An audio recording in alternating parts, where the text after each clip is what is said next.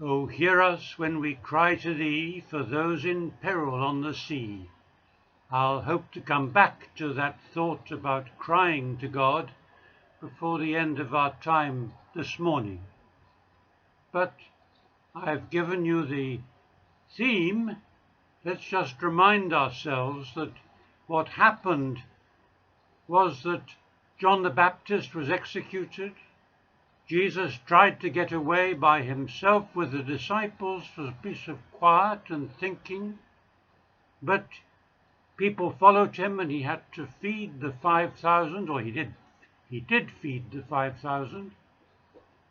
And then at last he sees the possibility of being on his own, and he sends the disciples off in a boat. That's where the story begins.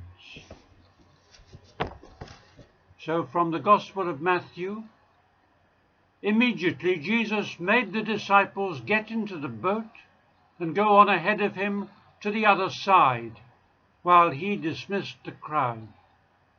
After he had dismissed them, he went up on the mountainside by himself to pray.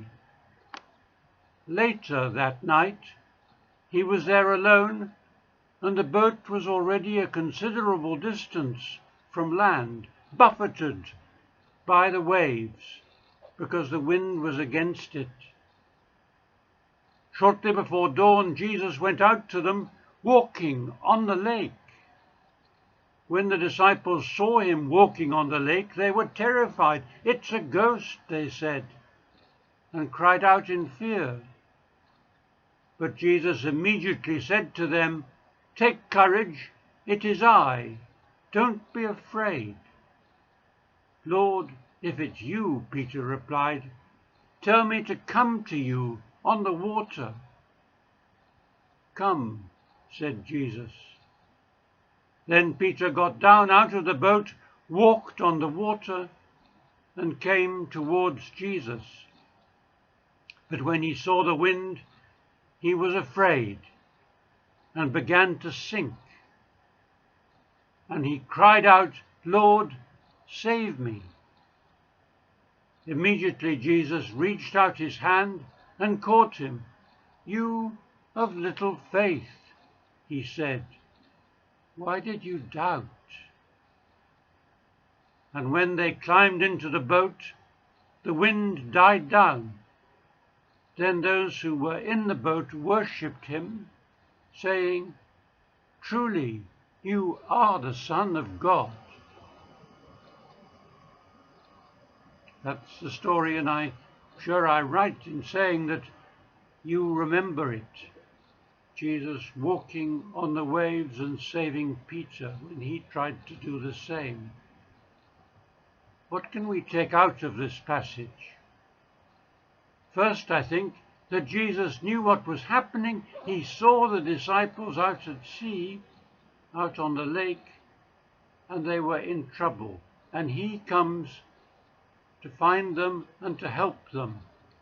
He's the lifeboat man, so to speak.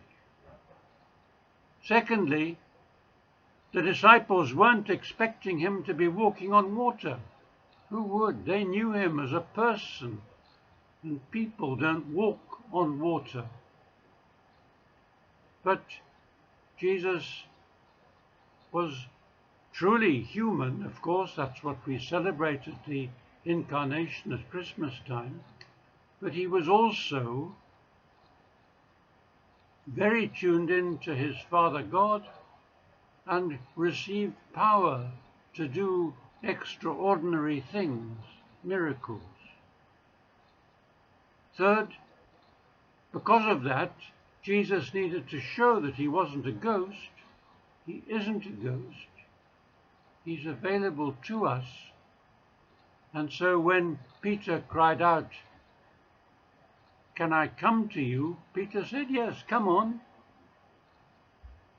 And then the fourth thing we can pick up is that Peter, who is the model we all want to follow, the most human of all the disciples somehow, when he looks at Jesus, all is well, when he stops looking at Jesus and notices the problems instead, he begins to sink. That says a lot to us today. At the heart of our understanding of God is a relationship of love, and we need to learn how to love. That's enough for me talking for the moment. Here's a song about learning to love, an apple for the teacher.